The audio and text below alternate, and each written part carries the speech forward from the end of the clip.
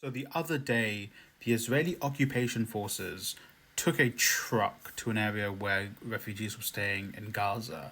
They opened the truck, which is normally used for aid, and all that was inside were 84 decomposing bodies. They said nothing about who these bodies were, who they belonged to, why they had these 84 bodies. They simply left the truck, opened it, 84 decomposing Palestinian bodies.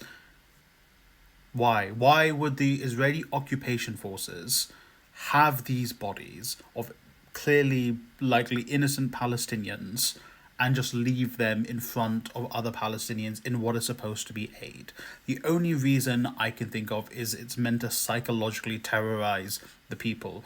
These trucks that these people associate with food because they are so hungry, they are starving because they have no food, they have no water, they have no shelter. This truck comes. The truck that symbolizes hope to a lot of these people. They open it and they see the dead, decomposing bodies of their fellow Palestinians. The shock, the horror, the pain that must cause, deliberately done by the Israeli occupation forces. They want to terrorize the Palestinians at every single step.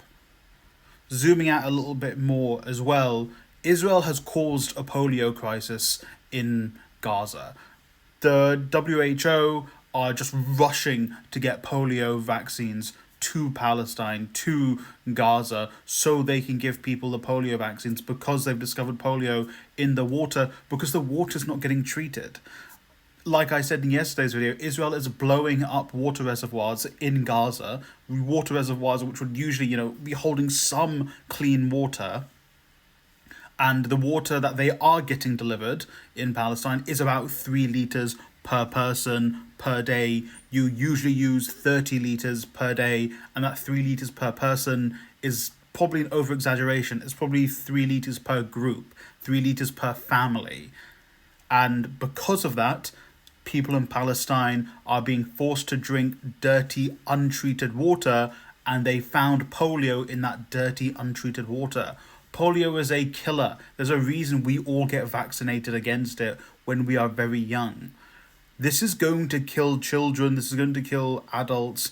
This is going to increase the death toll in Palestine. People have been saying this for a long time, that the bombing, the killing, the soldiers killing people, that's just one layer of it. The sickness and the illness that the people in Palestine, particularly Gaza, are going to get because of Israel's actions is going to drastically increase the death toll.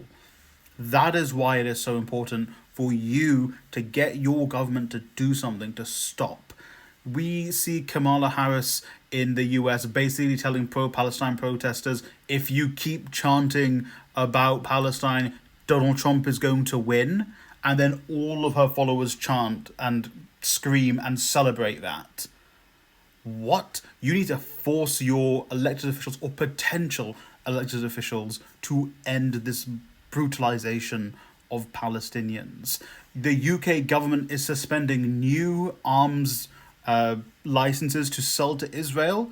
That's not enough. The existing ones are still in place. They can still sell weapons to Israel. We need to expedite that process. Write to your elected official. Go to a local protest about this. In the UK, we are all protesting against the far right, and we're all protesting against Israel and the arms sales to Israel. Write to your elected official. Talk to people in your local area. Educate yourself more, because Israel is deliberately terrorizing and brutalizing the Palestinians. They are deliberately allowing the Palestinians to get deadly diseases.